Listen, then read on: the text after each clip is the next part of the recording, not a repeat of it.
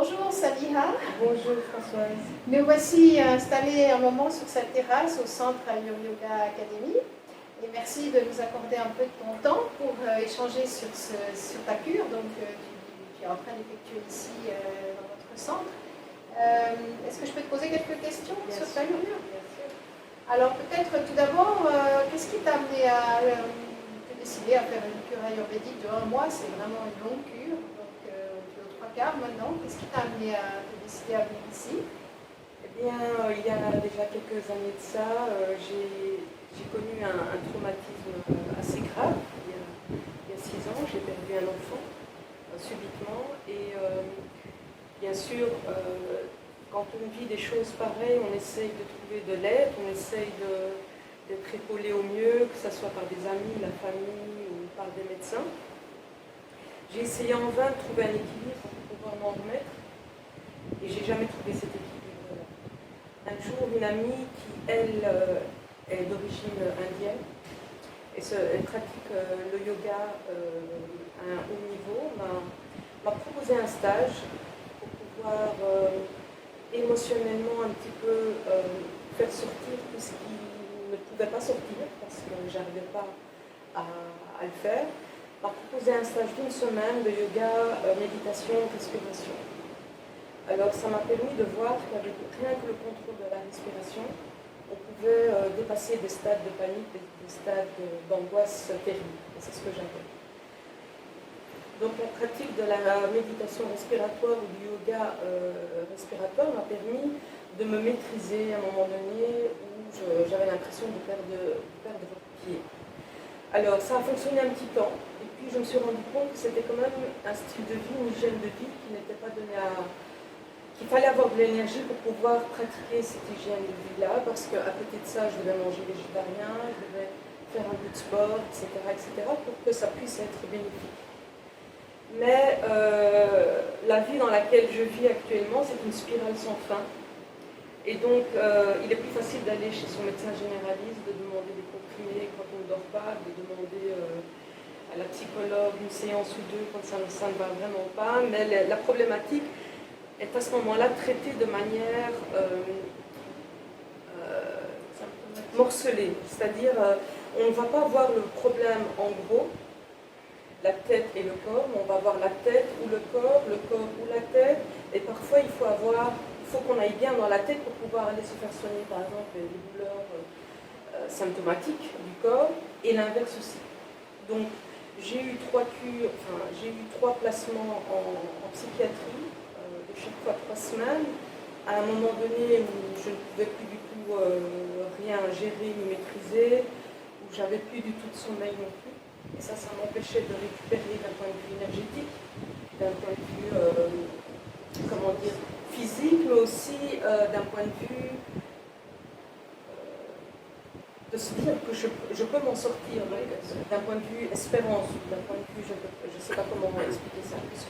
Voilà, donc mes séjours en psychiatrie, en fait, j'avais juste l'impression d'être une assistée qui avait complètement gâché sa vie, qui était sous le contrôle des médecins et des médicaments. Donc ça augmentait mon sentiment de culpabilité par rapport à moi, mais aussi à ma famille. Et je n'en sortais pas meilleure. Donc j'ai rencontré Sébastien, qui est un adepte du yoga et qui est un amoureux de l'Inde, qui pratique l'Ayurveda ou l'Ayurvédique depuis déjà quelques années. Et il m'a dit, tiens, j'ai une amie qui s'appelle Muriel et tu devrais lui téléphoner, faire connaissance. Donc je lui ai téléphoné, elle m'a un peu expliqué ce qu'elle faisait quand ça n'allait pas, et elle m'a parlé de cette cure et des bienfaits de cette cure. Et moi, je t'avoue que je suis arrivée à un stade où je me suis dit, je suis arrivée au bout du rouleau, je me suis dit, il faut que je change radicalement de méthode, parce que là, je suis en train juste de me bousiller. J'ai 48 ans et je ne me voyais pas atteindre les 50 ans. Voilà pourquoi j'ai pris contact avec le centre, avec toi, et on en a parlé longuement au téléphone la première fois.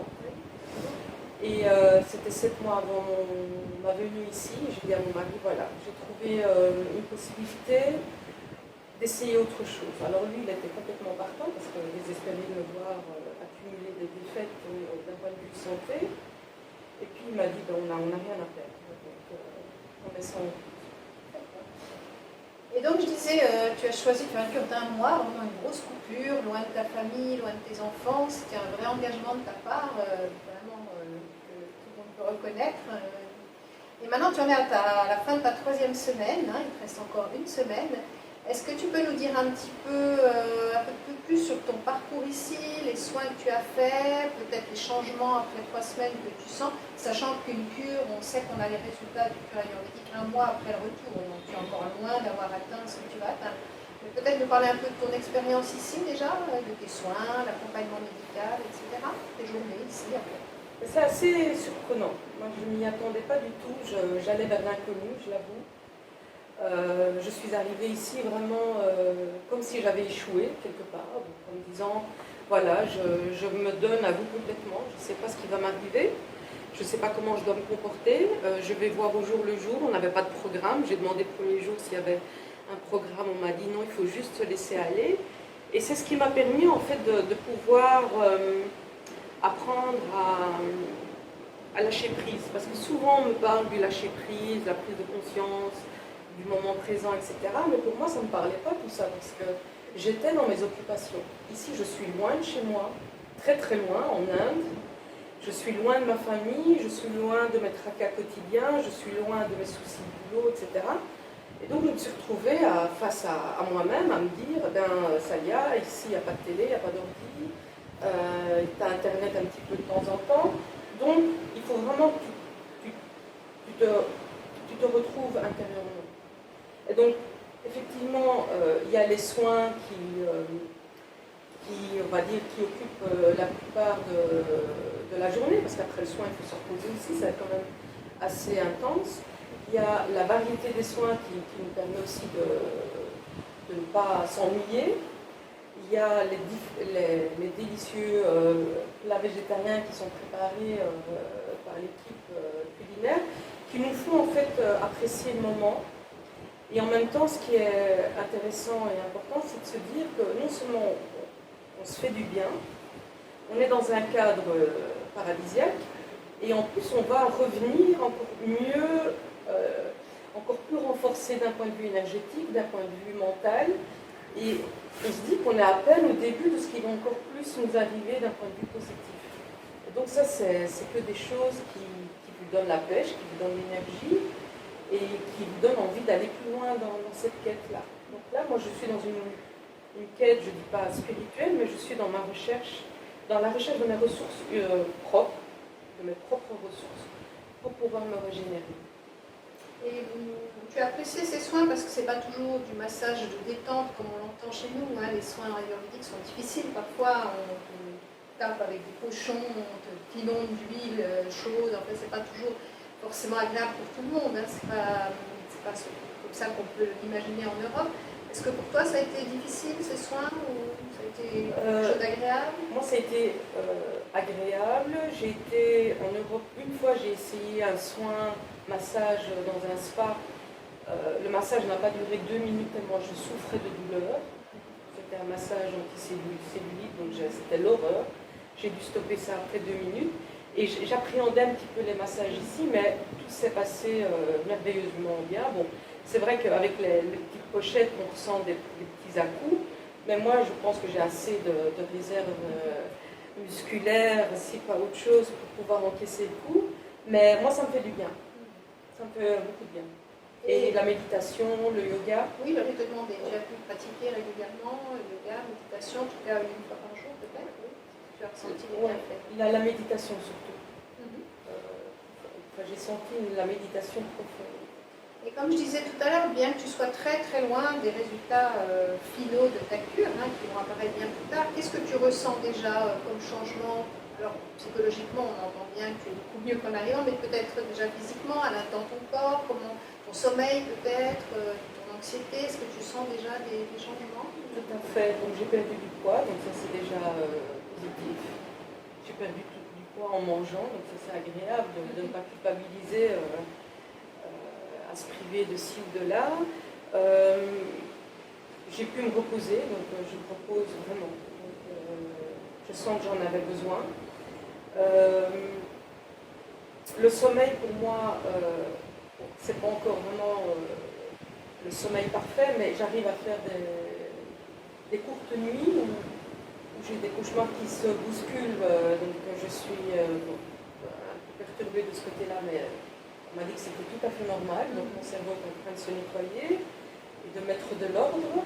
Donc, sachant tout ça, ben, voilà, je suis bien, je positive et je ne sais pas pourquoi je n'ai pas pu savoir tout ça avant, alors que je suis quelqu'un qui pensait beaucoup, je suis une personne très curieuse et je trouve que c'est vraiment de la non-assistance à personne en détresse que de ne pas parler de cette alternative-là.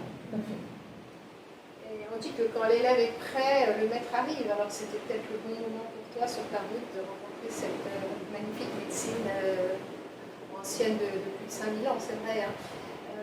Peut-être une dernière question, si tu veux bien. Oui. Qu'est-ce que tu aurais envie de transmettre à quelqu'un qui serait en difficulté chez nous, en France, en Belgique, en Suisse ou ailleurs, et qui hésiterait peut-être à faire la démarche que toi tu as réussi à faire? Qu'est-ce que tu aurais envie de transmettre peut-être pour aider d'autres personnes à se remettre en santé physique et mentale, psychologique? Comment tu Bien, une personne n'est pas l'autre, donc chacun a un parcours singulier et particulier. Moi, je pense que une fois qu'on est décidé, il n'y a plus rien qui peut nous arrêter.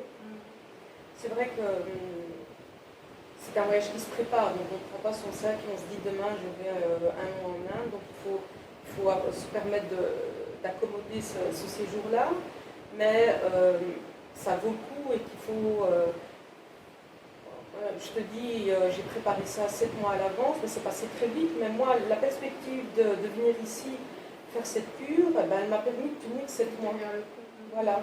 Donc je suis arrivée peut-être sur les genoux, mais je suis arrivée, je décomptais les jours. Donc moi je pense que c'est vraiment essayer de faire prendre conscience aux gens qu'il y a d'autres alternatives que rien que la pharmacologie ou que les médicaments ou bien que l'hospitalisation, qu'il y a moyen de découvrir non seulement une médecine douce, traditionnelle, ancestrale, et qui nous fait en fait redécouvrir notre naturel et nos origines en fait.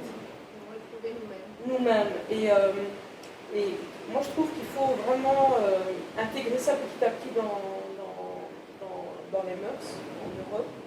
Il faut que les médecins soient aussi préparés à en parler, à proposer ça comme alternative pour des personnes qui sont lourdement, on va dire, traumatisées ou en souffrance comme moi. Et moi je trouve que c'est du domaine de la santé publique. Donc on pourrait presque dire une expérience qui a changé ta vie à un moment donné. Moi je savais que ça allait être le voyage de ma vie. Pour toi. Ouais. Je savais que ça allait être le voyage de ma vie. Parce que je me prive de chez moi, de mes enfants, un mois, c'est la plus longue période que je connais sans mes enfants.